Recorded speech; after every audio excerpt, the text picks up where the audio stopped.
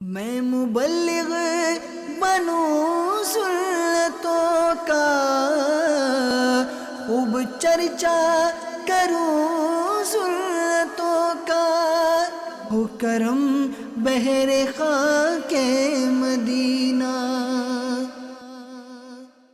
الحمدللہ رب العالمین، والصلاة والسلام علی سید الانبیاء والمرسلین، اما بعد فاعوذ باللہ من الشیطان الرجیم، بسم اللہ الرحمن الرحیم۔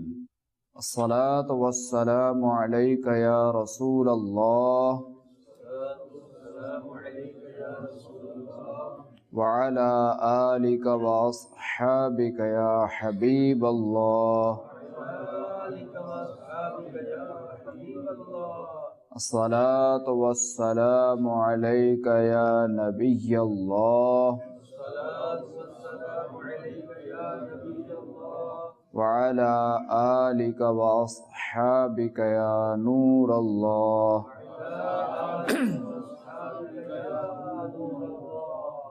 فرمان مصطفیٰ صلی اللہ تعالی علیہ وآلہ وسلم، نیت المؤمن خیر من عملہ، یعنی مسلمان کی نیت اس کے عمل سے بہتر ہے۔ تو نیت کیجئے کہ انشاءاللہ عز و جل نگاہ نیچی کے توجہ کے ساتھ بیان سنوں گا، اور یہ بھی یاد رہے کہ کسی بھی عمل میں، کسی بھی کام میں جتنی نیتیں زیادہ ہوں گی اتنا ثواب بھی زیادہ ہوگا۔ تو ہم جو بھی کام کریں، کھانا کھائیں، چائے پئیں، پانی پئیں، خیر جو بھی کاروباری کام وغیرہ جو بھی کریں، تو اس میں جو وہ ایک نیت نہیں بلکہ چند نیتیں کر لیں، یا جتنی نیتیں زیادہ ہوں گی اتنا ثواب زیادہ ہوگا۔ یہ بھی نیت کی جا سکتی ہے کہ صلو علی الحبیب، توبوا الی اللہ وغیرہ سن کر ثواب کمانے اور صدا لگانے والوں کی دل جوئی کے لیے بلند آواز سے جواب دوں گا۔ محمد بن فاتق نے بیان کیا کہ ہم شیخ القراء ابو بکر رحمۃ اللہ تعالی علیہ سے پڑھتے تھے کہ ایک دن ایک شخص آیا کہ جس نے پھٹے پرانے کپڑے اس نے پہنے ہوئے تھے، پھٹا پرانا جو ہے اس کا لباس تھا۔ ہمارے استاد یہ اٹھے اور اس سے اپنی جگہ بٹھا کر خیریت پوچھی۔ تو یہ جو شخص آیا تھا پھٹے پرانے کپڑے والا، تو اس نے کہا کہ آج جو ہے وہ میرے گھر بچے کی ولادت ہوئی ہے، اور گھر والے مجھ سے گھی کا مطالبہ کر رہے ہیں، جبکہ میرے پاس کچھ بھی نہیں۔ شیخ ابو بکر رحمۃ اللہ تعالی علیہ فرماتے ہیں کہ میں پریشانی کے عالم میں رات سویا، تو رسول اللہ صلی اللہ تعالی علیہ وآلہ وسلم کی خواب میں زیارت ہوئی، اور مجھ سے فرمایا کہ کیا پریشانی ہے؟ جاؤ علی بن عیسیٰ وزیر کے پاس جاؤ اور اسے میرا سلام کہو، اور اسے حکم دو کہ وہ اس شخص کو 100 دینار دے دے، اور اس کی سچائی کی علامت یہ بیان کرنا کہ تم ہر جمعے کی رات 1000 مرتبہ مجھ پر درود پاک پڑھتے ہو،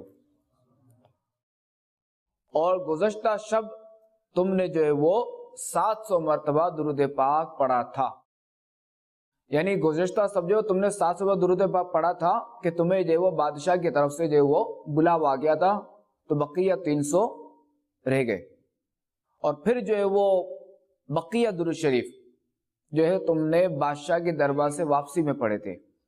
حضرت شیخ ابو بکر رحمۃ اللہ تعالی علیہ فرماتے ہیں کہ جب میں بیدار ہوا تو میں اٹھا اور میں نے اس شخص کو ساتھ لیا اور وزیر عیسیٰ بن علی کے گھر پہنچ گیا، اور میں نے جو ہے وہ وزیر صاحب سے کہا کہ یہ آپ کی طرف رسول اللہ صلی اللہ تعالی علیہ وآلہ وسلم کی طرف سے قاصد ہے۔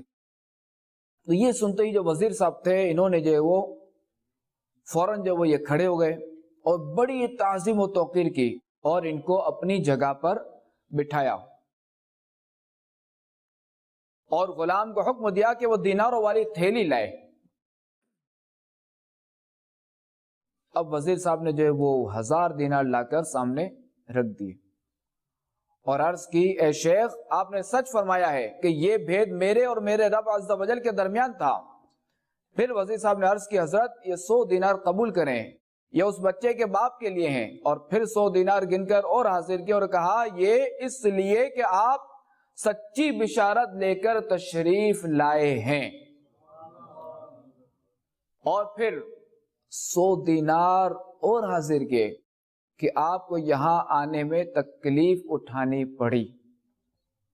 یوں کرتے کرتے وزیر صاحب نے جو وہ 1000 دینار جو وہ انہیں دے دیے، مگر حضرت شیخ ابو بکر رحمت اللہ تعالی علیہ نے فرمایا کہ ہم اتنے ہی لیں گے جتنے ہمیں آقا دو جہاں صلی اللہ تعالی علیہ وآلہ وسلم نے لینے کو فرمایا ہے، یعنی 100 دینار۔ صلو علی الحبیب صلی اللہ تعالی علی محمد صلی اللہ علیہ وسلم۔ میرے میٹھے میٹھے اسلامی بھائیوں، دیکھا آپ نے کہ جو رسول اللہ صلی اللہ تعالی علیہ وآلہ وسلم کی بارگاہ میں درود پاک کے نذرانے پیش کرتا ہے وہ ان کی نظروں میں ہوتا ہے، اور جن پر ان کی نظر پڑ جائے تو اس کے دوبارہ ہی نہیں آ رہے۔ اور اس سے ہمیں یہ بھی پتا چلا کہ دنیاوی کیسی ہی مصروفیت ہو، کیسا ہی ہمارے پاس عہدہ ہو، کیسا ہی ہمارا کاروبار ہو، کیسی ہی مصروفیت ہو، یہ ہمارے بزرگوں کا طریقہ رہا ہے، پہلے کے لوگوں کا طریقہ رہا ہے کہ وہ کسی خاص مقدار میں خاص وقت میں رسول اللہ صلی اللہ تعالی علیہ وآلہ وسلم کی بارگاہ میں درود پاک کے نذرانے پیش کرتے تھے۔ حالانکہ دیکھیں کہ وزیر علی بن عیسیٰ ظاہر کے وزیر تھے، یہ وزیر مملکت تھے، مگر اس کے باوجود ان کا عمل دیکھیں کہ درود پاک یہ کتنا پڑھتے تھے۔ تو لہٰذا ہمیں بھی چاہیے کہ ہم جو ہے وہ ایک خاص تعداد مقرر کر لیں، اگر وقت ہم مقرر نہیں کر سکتے تو کم از کم ایک تعداد ضرور مقرر کر لیں، ایک عدد کہ بھائی مجھے روزانہ اتنے درود پاک لازمی پڑھنے، 1000 مرتبہ، 500 مرتبہ، یا 400 مرتبہ، یا 313 مرتبہ، یا 363 مرتبہ، یا 100 مرتبہ، کم از کم ایک تعداد مقرر ہو اور اس کے مطابق روزانہ درود پاک ہمیں پڑھتے رہنا چاہیے۔ اللہ ہمیں اس پر عمل کی توفیق عطا فرمائے۔ صلو علی الحبیب صلی اللہ تعالی علی محمد صلی اللہ علیہ وسلم۔ ایک بار رسول اللہ صلی اللہ تعالی علیہ وآلہ وسلم نے حضرت ابو ذر غفاری رضی اللہ تعالی عنہ سے ارشاد فرمایا، اے ابو ذر یہ بتاؤ اگر تم سفر کا ارادہ کرو تو اس کے لیے کوئی تیاری بھی کرو گے؟ تو حضرت سیدنا ابو ذر غفاری رضی اللہ تعالی عنہ نے عرض کی، جی ہاں یا رسول اللہ صلی اللہ تعالی علیہ وآلہ وسلم، سفر کے لیے اس کی تیاری ضرور کروں گا۔ تو رسول اللہ صلی اللہ تعالی علیہ وآلہ وسلم نے ارشاد فرمایا، قیامت کے سفر کا کیا حال ہے؟ پھر خود ہی ارشاد فرمایا، اے ابو ذر کیا میں تمہیں ان چیزوں کے بارے میں نہ بتاؤں جو تمہیں قیامت کے دن نفع پہنچائیں گی؟ تو عرض کی، یا رسول اللہ صلی اللہ تعالی علیہ وآلہ وسلم، میرے ماں باپ آپ پر قربان، ضرور بتائیے۔ قیامت کے دن کے لیے سخت گرمی کے دن روزہ رکھو، قبر کی وحشت کے لیے رات کے اندھیرے میں 2 رکعتیں پڑھو، اور بڑے بڑے پیش آنے والے امور کے لیے حج کرو، اور کسی مسکین کو کوئی چیز دے کر یا حق بات کہہ کر یا کسی برے کلمے سے خاموش رہ کر صدقہ کرو۔ صلو علی الحبیب صلی اللہ تعالی علی محمد صلی اللہ علیہ وسلم۔ تو میرے میٹھے میٹھے اسلامی بھائیوں اور مدنی چینل کے ناظرین، اس حدیث پاک میں خاتم النبیین صلی اللہ تعالی علیہ وآلہ وسلم کتنے پیارے اور اچھے انداز میں نیک اور اچھے اعمال کی ترغیب دلا رہے ہیں کہ جو قیامت کے دن ہمیں بہترین اجر و ثواب کا مستحق بنائیں گے یہ اعمال۔ اور اس روایت میں کئی مدنی پھول ایک عقل مند انسان کے لیے موجود ہیں کہ ان میں سے ایک یہ کہ سخت گرمی میں رکھے جانے والے روزے قیامت کے دن کی گرمی سے بچا کر ہمیں صلا دیں گے،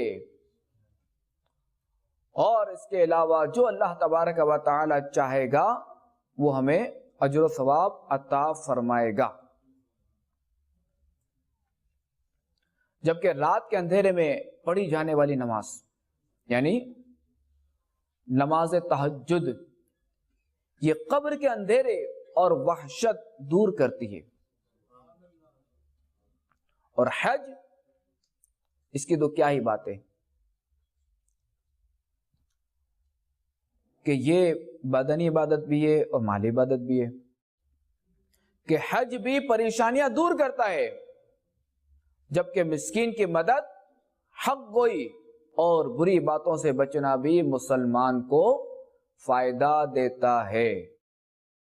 اور ان عمل کے ساتھ ساتھ اور بھی کئی ایسے نیک اعمال ہیں کہ جن پر عمل کرنے سے بے شمار فوائد و ثمرات حاصل ہوتے ہیں،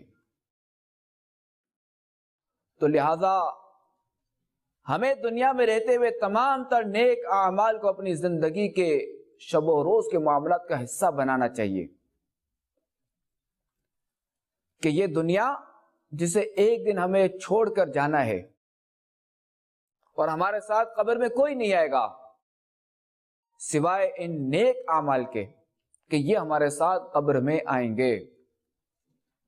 باقی سارا مال، گاڑیاں، مکانات، عالیشان محلات، یہ ساری چیزیں ہمیں یہیں چھوڑ کے جانی ہے کہ دلا غافل نہ ہو یکدم یہ دنیا چھوڑ جانا ہے، باغیچے چھوڑ کر خالی زمین اندر سمانا ہے تو اپنی موت کو مت بھول کر سامان چلنے کا، زمین کی خاک پر سونا ہے، اینٹوں کا سرہانا ہے، جہاں کے شغل میں شاغل خدا کی یاد سے غافل کرے دعویٰ کہ یہ دنیا میرا دائم ٹھکانہ ہے، غلام ایک دم نہ کر غفلت، حیاتی پر نہ ہو غرہ، خدا کی یاد کر ہر دم کہ جس نے کام آنا ہے۔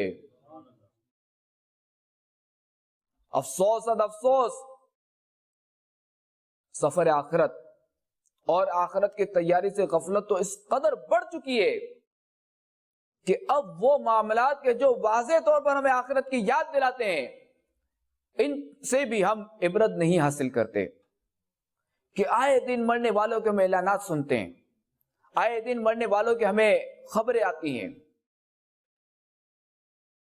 جنازوں میں شرکت بھی کرتے ہیں، میت کو کندھا بھی دیتے ہیں، میت کو اپنے ہاتھوں سے بعضوں نے قبروں میں بھی اتارا ہے اور منو مٹی تلے انہیں قبر میں دفن بھی کیا ہوتا ہے، مگر پھر بھی ان عبرت انگیز لمحات سے عبرت حاصل نہیں ہوتی، کہ اب تو یہ حالات ہو چکے کہ جنازوں میں بھی بعض نادان لوگ ہنسی مذاق کرتے ہیں، تو بعض لوگ موبائل پر ٹائم پاس کرتے ہیں، اور بعض لوگ جنازوں میں کاروباری معاملات میں بحث کرتے ہیں، اور بعض موقع غنیمت جان کر خاندانی مسائل میں الجھے ہوتے ہیں۔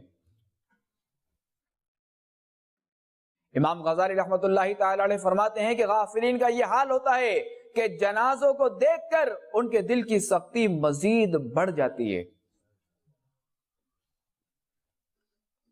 جبکہ پہلے کے لوگوں کی جنازوں میں کیا کیفیت ہوتی تھی، آئیے اس کی چند روایتیں سنتے ہیں۔ صحابی رسول حضرت سیدنا ابو ہریرہ رضی اللہ تعالی عنہ کے بارے میں منقول ہے کہ جب کوئی جنازہ دیکھتے تو فرماتے جاؤ ہم تمہارے پیچھے آ رہے ہیں، یعنی حضرت ابو ہریرہ رضی اللہ تعالی عنہ کے بارے میں منقول ہے کہ جب یہ کوئی جنازہ دیکھتے تو فرماتے کہ جاؤ ہم تمہارے پیچھے آ رہے ہیں۔ حضرت سیدنا اعمش رحمت اللہ تعالی علیہ فرماتے ہیں کہ ہم جنازوں میں شریک ہوتے تھے، مگر مجمع میں ہر شخص کے رنج و غم کی تصویر آنے کے سبب ہمیں سمجھ نہیں آتا تھا کہ کس سے تعزیت کریں، یعنی ایک وہ دور تھا کہ کسی کے جنازے میں ہر کوئی رو رہا ہوتا تھا، ہر کوئی غم میں مبتلا ہوتا، ہر کوئی پریشانی میں مبتلا ہوتا، کہ گویا کہ یہ پتہ ہی نہ چلتا تھا کہ ہم تعزیت کس سے کریں، وہی یہ کس کے والد کا انتقال ہوا، کس کے رشتہ دار کا انتقال ہوا، پتہ تو چلے کہ ہے کون، یعنی جو انتقال وہ جس کا ہوا تو اس کے ورثہ کون ہے کہ جن سے تعزیت کریں. یہ ہر کوئی رو رہا ہوتا تھا. حضرت سیدنا ثابت بنانی رحمت اللہ تعالی علیہ فرماتے ہیں کہ ہم جنازہ میں شرکت کیا کرتے اور ہر شخص کو چادر سے اپنا سر ڈھانپے روتا ہوا دیکھا کرتے تھے. تو ایک کاش ان اللہ والوں کے اس پیارے انداز کا ہمیں بھی صدقہ مل جائے. ایک کاش ہم بھی جنازوں سے عبرت حاصل کر کے اپنی موت کی تیاری میں لگ جائیں. اور ایک کاش جیتے جی ہماری آنکھوں سے بھی غفلت کے پردے اٹھ جائیں. یعنی ایک وہ دور کیسا تھا کہ جب کسی کا انتقال ہوتا تھا ہر کوئی رو رہا ہوتا تھا. وہ کیوں رو رہا ہوتا تھا؟ اسے کیا پریشانی ہوتی؟ وہ پریشانی کی تصویر کیوں بنا ہوتا تھا؟ کہ اس کے پیش نظر، ہر ایک کے پیش نظر یہی ہوتا تھا کہ جس طرح آج اس کا انتقال ہوا، جس طرح آج یہ منو مٹی تلے جا رہا ہے، جس طرح آج ہم نے اس کی نماز جنازہ پڑھی ہے، جس طرح آج اسے ہم کندھے پر اٹھا کر یہاں لائے ہیں، کل ہمیں بھی یہی آنا ہے، کل ہمیں بھی مرنا ہے، کل ہمیں بھی منو مٹی تلے دفن ہونا ہے. اب ہم ہوں گے اور ہمارے اعمال، اگر ہمارے اعمال درست ہوئے تو عافیت ہے، اور اگر ہمارے اعمال درست نہ ہوئے تو پھر آزمائش ہے. اللہ ہمیں ان لوگوں کا صدقہ عطا کرے. تو میرے میٹھے میٹھے اسلامی بھائیوں، جیسا کہ میں نے عرض کی کہ اچھے اعمال، نیک اعمال جو ہے وہ قبر میں ساتھ آئیں گے. تو آئیے کچھ اعمال کے بارے میں ہم سنتے ہیں کہ وہ اعمال جو قبر میں ہمیں کام آئے گا، وہ عمل جو ہمیں قبر میں کام آئے گا، وہ عمل جو ہمیں حشر میں کام آئے گا. تو ایک پہلا عمل ہے نماز، کہ جس کا صلہ بتاتے ہوئے رسول اللہ صلی اللہ تعالی علیہ وآلہ وسلم نے ارشاد فرمایا کہ جو نمازوں کے لیے بہتر طریقے سے وضو کرے اور انہیں ان کے وقت میں ادا کرے اور ان کے رکوع خشوع کے ساتھ پورے کرے تو اللہ تعالیٰ کے ذمہ کرم پر ہے کہ اس کی مغفرت فرما دے. اور میرے میٹھے میٹھے اسلامی بھائیوں اور مدنی چینل کے ناظرین، نماز کے کئی فوائد ہیں. نماز قبر میں کام آنے والا عمل تو ہے ہی، نماز جو ہے وہ قبر کی گھبراہٹ سے بچانے والا عمل بھی ہے. اس کے اور کیا کیا فائدے ہیں؟ نماز دین کا ستون ہے. نماز پیارے آقا صلی اللہ تعالی علیہ وآلہ وسلم کی آنکھوں کی ٹھنڈک ہے. نماز مسلم اور غیر مسلم کے درمیان پہچان کا ذریعہ ہے. نماز بارگاہ الہی میں حاضری کا ذریعہ ہے. نماز مومن کی معراج ہے. نماز چین و سکون پانے کا سبب ہے. آج لوگ جو ہے وہ یہ کہتے پھرتے کہ ہمیں سکون نہیں ہے، ہمیں سکون قلبی چاہیے، ہمیں دل کا سکون چاہیے. تو وہ اس دل کا سکون حاصل کرنے کے لیے وہ طرح طرح کی چیزیں اپناتے ہیں، طرح طرح کے طریقے اپناتے ہیں. تو انہیں چاہیے کہ وہ نماز پڑھیں اور پھر دیکھیں کہ کیسے سکون قلبی حاصل ہوتا ہے. نماز بندگی کا پہلا زینہ ہے. نماز رب کریم کی رحمتیں پانے کا سبب ہے. نماز قرب الہی پانے کا وسیلہ ہے. نماز سے تائید الہی یعنی اللہ تعالیٰ کی مدد ملتی ہے. نماز گناہوں کو مٹا دیتی ہے. نماز سے برکتیں نصیب ہوتی ہے. نماز ظاہر اور باطن صاف کرتی ہے. نماز روح کو قرار دیتی ہے، سکون دیتی ہے. نماز ظاہری اور باطنی بیماریوں کا خاتمہ کرتی ہے. نماز سے رزق میں برکت ہوتی ہے. اور نماز چھوڑ دینا یہ دنیا و آخرت میں نقصانات کا سبب بھی ہے. کہ نماز چھوڑنا اللہ تبارک و تعالیٰ کی امان سے خود کو محروم کرنا ہے. نماز چھوڑنا گویا کہ اللہ پاک کے غضب کو دعوت دینا ہے. اور نماز چھوڑنا مال میں کمی اور خسارے کا باعث ہے. نماز چھوڑنا برے خاتمے کا سبب ہے. اور نماز چھوڑنا قبر کے امتحانات میں فیل ہونے کا سبب ہے. اور نماز میں غفلت کرنا خود کو جہنم کا مستحق بنانا ہے. اللہ کریم ہمیں نماز پڑھنے کی توفیق عطا فرمائے. میں پانچوں نمازیں پڑھوں با جماعت، میں پانچوں نمازیں پڑھوں با جماعت، ہو توفیق ایسی عطا یا الہی، ہو توفیق ایسی عطا یا الہی، ہو توفیق ایسی عطا یا الہی، آمین بجاہ النبی الامین صلی اللہ تعالی علیہ وآلہ وسلم۔ میٹھے میٹھے اسلامی بھائیوں اور مدنی چینل کے ناظرین، کہ یاد رہے کہ اچھے اعمال، اچھے کام انسان کی دنیاوی زندگی کو جو نا یہ سنوار دیتے ہیں،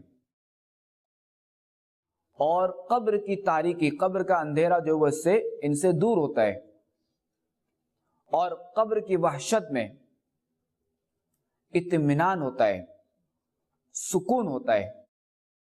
یعنی قبر کی جو وحشت ہوئی، اس سے جو نا یہ اطمینان اور سکون ہوتا ہے، قبر کی وحشت دور ہوتی ہے اچھے اعمال سے۔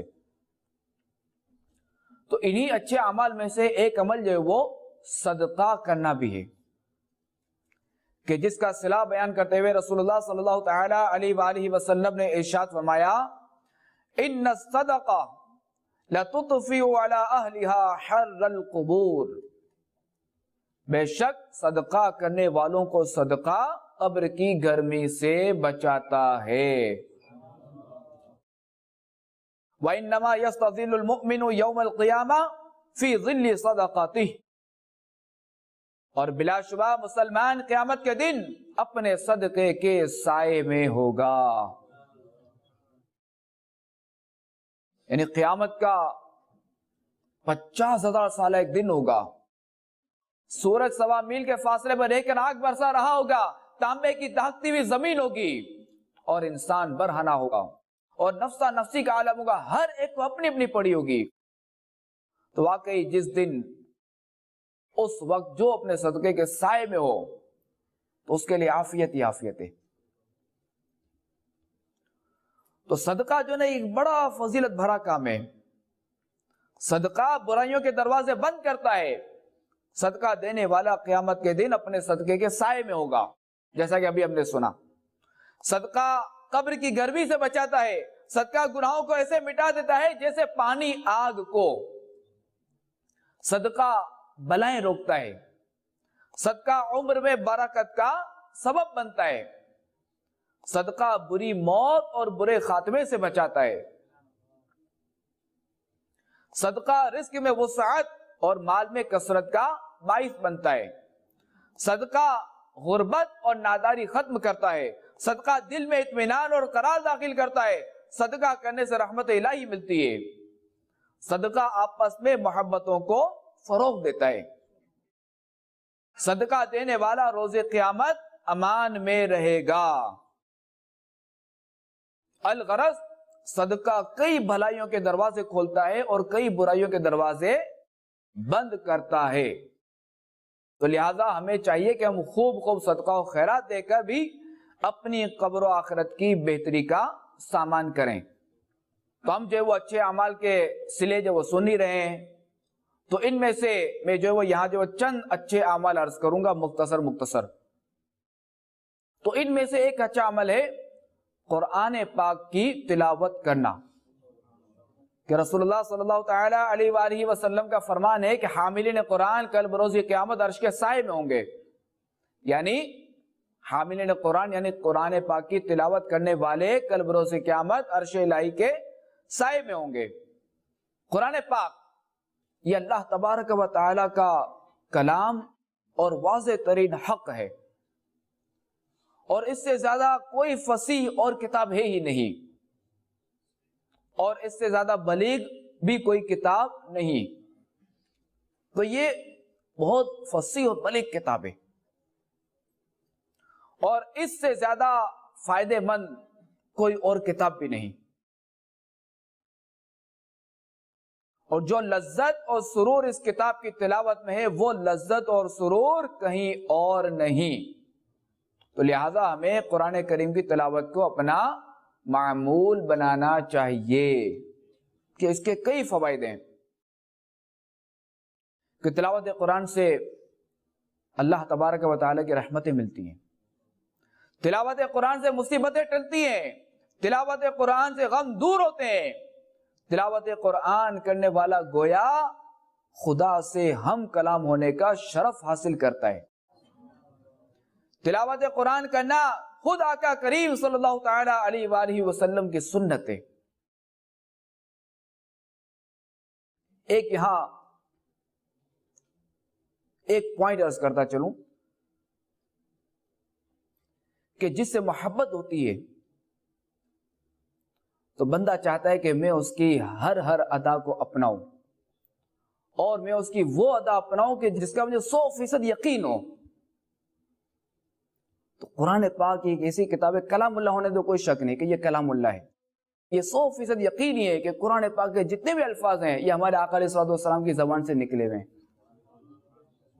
تلاوت قرآن کرنا صحابہ کرام علیہم رضوان کا طریقہ ہے. تلاوت قرآن کرنا قرآن کی شفاعت کا حقدار بناتا ہے. جو قرآن پاک کی تلاوت کرے گا تو قرآن جو ہے وہ ان کی شفاعت کرے گا. تلاوت قرآن کرنا قیامت کی ہولناک گھبراہٹ سے امن بخشتا ہے. تلاوت قرآن کرنا قیامت کے حساب کتاب سے نجات دلاتا ہے.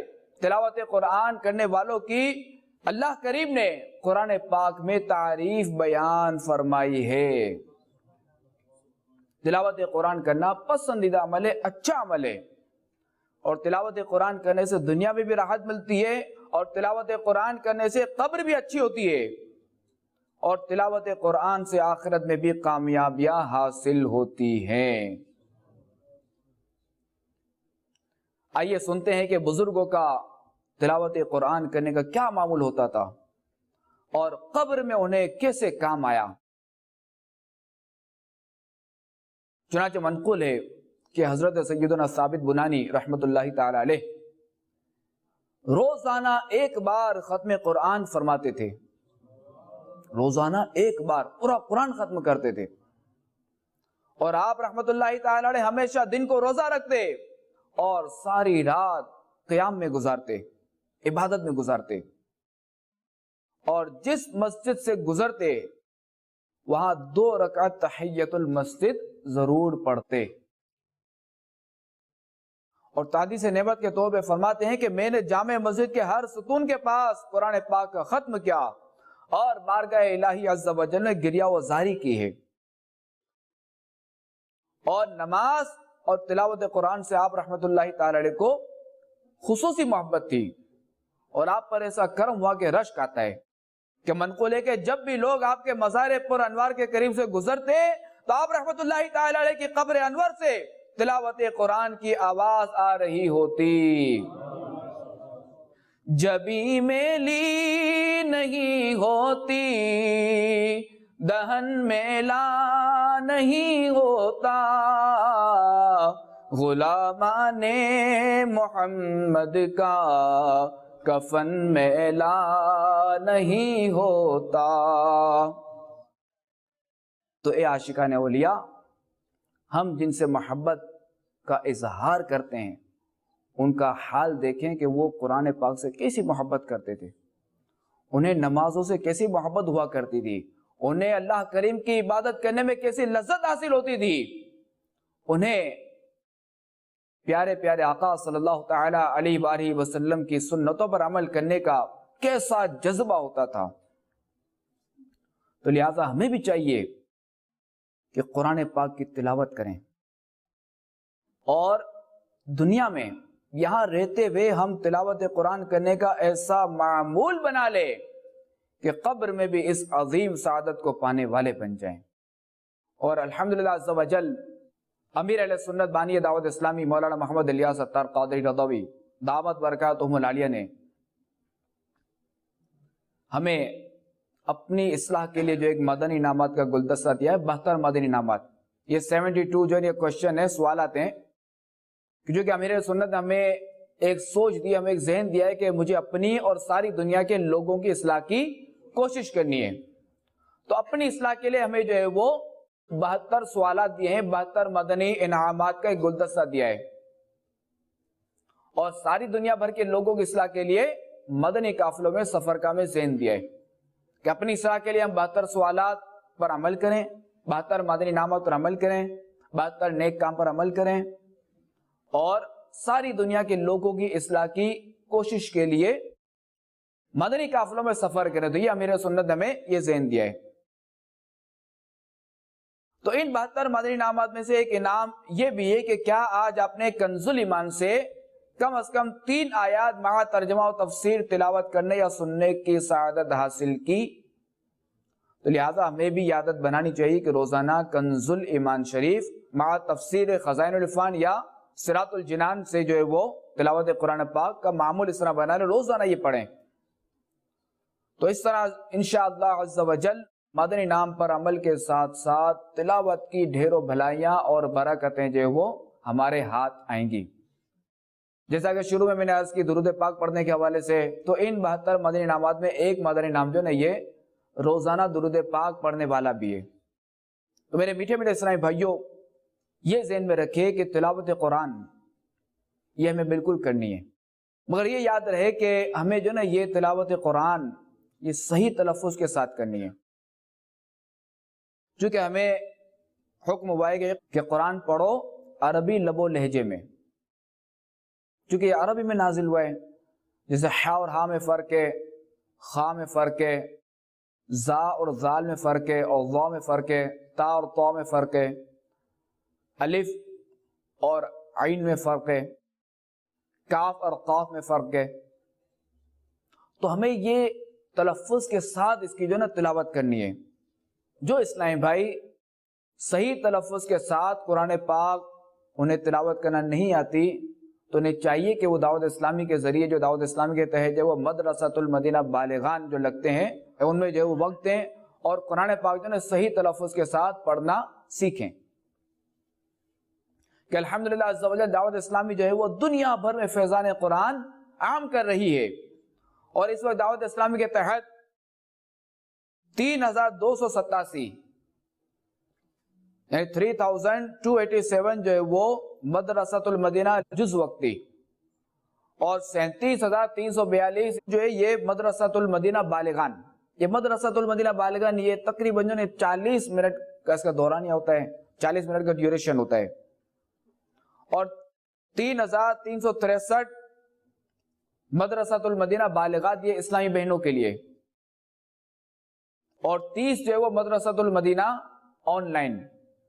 یعنی کل تقریباً 44,022 مدارس المدینہ قائم ہیں، چھوٹے بڑے اور خواتین وغیرہ سب کے ملا کر 44,022 یعنی 44,000، جن کے ذریعے ہزاروں بچے، جوان، بوڑھے، بچیاں، عورتیں، یہ سب جو ہے وہ الحمدللہ عز و جل فیضان قرآن حاصل کر رہی ہیں. تو ہمیں غور کرنا چاہیے کہ ان برکتوں سے اس بٹنے والے جو فیضان ہے، تو اس سے ہم جو ہے وہ اپنا حصہ کتنا لے رہے ہیں، یعنی ہم اس سے کتنا فیض حاصل کر رہے ہیں. تو اگر ہم درست قرآن پاک پڑھنا، اور اچھا اگر ہم درست قرآن پاک پڑھنا نہیں جانتے تو اب جو ہے وہ ہمیں ان وقت ہے مدرسۃ المدینہ بالغان میں، اگر آپ یہاں شرکت نہیں کر سکتے، دور پڑتی ہے جگہ، یعنی دور ہیں، تو آپ سے وہ آن لائن داخلہ لے رہے ہیں، اور اپنے وقت کے مطابق جو ہے وہ آپ آن لائن جو ہے یہ پڑھ سکتے ہیں. اور جو اسلام بھائی درست مخارج کے ساتھ قرآن پاک پڑھنا جانتے ہیں، انہیں چاہیے کہ وہ بھی اپنے آپ کو پیش کریں. کہ حدیث پاک میں خیرکم من تعلم القرآن وعلمہ، کہ تم میں سے بہتر وہ ہے کہ جو خود قرآن کریم کی تعلیم حاصل کرے اور دوسروں کو سکھائے. تو آپ جو ہے وہ آپ نے ماشاءاللہ صحیح قرآن پاک کی تعلیم حاصل تو کر لی، یعنی اس حدیث پاک کے آدھے مصداق تو بن گئے، وہ پورے مصداق بن جائیں کہ خود حاصل کر لی، اب دوسروں کو بھی سکھائیں کہ چراغ سے چراغ روشن ہوتا ہے. تو اس طرح جو ہے وہ آپ کے لیے بھی ثواب جاریہ ہوگا، اور قبر میں جو ہے وہ ایک یہ بھی اچھا عمل آپ ساتھ لے کر جائیں. تو اللہ کریم ہمارے حال پر رحم فرمائے, ہمیں جو ہے وہ خوب سے خوب تلاوت قرآن کرنے کی توفیق و سعادت عطا فرمائے. میرے میٹھے میٹھے اسلامی بھائیوں, اچھے عمل میں سے ایک عمل جو ہے وہ, چونکہ ہمارا یہ سلسلہ جاری ہے اچھے عمل کے حوالے سے, تو ایک عمل ہے مریض کی عیادت کرنا. مریض یعنی بیمار کی تیمارداری کرنا, کہ جس کا صلہ بیان کرتے ہوئے رسول اللہ صلی اللہ تعالی علیہ وآلہ وسلم نے ارشاد فرمایا کہ قیامت کے دن پکارنے والا پکارے گا, کہاں ہیں وہ لوگ جو دنیا میں مریضوں کی عیادت کرتے تھے. بس جب وہ حاضر ہوں گے تو انہیں نور کے منبروں پر بٹھایا جائے گا, جہاں یہ اللہ پاک سے شرف کلام حاصل کریں گے, جبکہ لوگ حساب دے رہے ہوں گے. تو میرے میٹھے میٹھے اسلامی بھائیوں اور مدنی چینل کے ناظرین, معلوم ہوا کہ مریض کی عیادت کرنا ایسا عمل ہے کہ یہ عمل بھی ہمارے مرنے کے بعد بھی کام آئے گا, کہ روز محشر جب سب لوگ حساب کتاب دے رہے ہوں گے تو یہ عیادت کرنے والے لوگ نور کے ممبروں پر بیٹھے اللہ پاک سے ہم کلامی کا شرف پا رہے ہوں گے. اور ہمارا پیارا مذہب, ہمارا مذہب دین اسلام, یہ ہمیں حسن اخلاق اور بھائی چارگی کا درس دیتے ہوئے مریض کی دلجوئی کرنا اور غم خواری کرنے کے لیے اس کی عیادت کرنے کی ہمیں ترغیب دیتا ہے. اور احادیث کریمہ میں اس کے بڑے بڑے فضائل جو وہ بیان ہوئے ہیں. آئیے اس ضمن میں جو 3 فرامین عرض کرتا ہوں. فرمان مصطفیٰ صلی اللہ تعالی علیہ وآلہ وسلم, جو شخص کسی مریض کی عیادت کرتا ہے تو ایک منادی آسمان سے ندا کرتا ہے, خوش ہو جا کہ تیرا یہ چلہ مبارک ہے اور تو نے جنت میں اپنا ٹھکانہ بنا لیا ہے. فرمان مصطفیٰ صلی اللہ تعالی علیہ وآلہ وسلم ہے, جس نے مریض کی عیادت کی جب تک لوٹ نہ جائے دریا رحمت میں غوطے لگاتا رہتا ہے, اور جب وہ بیٹھ جاتا ہے تو رحمت میں ڈوب جاتا ہے. فرمان مصطفیٰ صلی اللہ تعالی علیہ وآلہ وسلم, جو مسلمان کسی مسلمان کی عیادت کے لیے صبح کو جائے تو شام تک اس کے لیے 70,000 فرشتے استغفار کرتے ہیں, اور شام کو جائے تو صبح تک 70,000 فرشتے استغفار کرتے ہیں, اور اس کے لیے جنت میں ایک باغ ہوگا. تو میرے میٹھے میٹھے اسلامی بھائیوں, دیکھا آپ نے کہ عیادت کرنے کی کتنی برکتیں ہیں. تو لہٰذا اگر ہمارے اہل خانہ میں سے کوئی بیمار ہو جائے یا ہمارے قریبی رشتہ داروں میں سے کوئی بیمار ہو جائے تو ہمیں جو ہے وہ اس کی جو ہے وہ تیمارداری کرنی چاہیے, اس کی دل جوئی کرنی چاہیے, اسے ہمیں حوصلہ دینا چاہیے. عیادت کرنے کا بھی طریقہ ہے کہ اگر وہ اپنا مرض بیان کرے تو ہمیں جو ہے اس پہ حوصلہ افزائی دینی ہے, نہ کہ کوئی اگر کہے کہ بھائی مجھے تو کینسر ہو گیا ہے تو آپ کریں, آپ اب سامنے والا کہے جو عیادت کرنے کے لیے گیا ہے تو اب تو تم گئے, اب تو تمہارا کام ہو گیا پورا. تو یہاں جو ہے نا اس کی جو ہے نا اس کو ایک ہمت دلانی ہے, اسے اللہ تبارک و تعالیٰ کی رحمت سے امید دلانی ہے, اس کے لیے دعا کرنی ہے, اس کی حوصلہ افزائی کرنی ہے. شفا دینا اللہ تبارک و تعالیٰ کا کام ہے.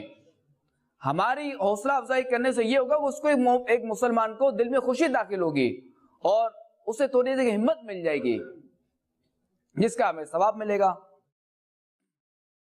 تو ہمیں جو ہے وہ مریض کی عیادت کرنی ہے.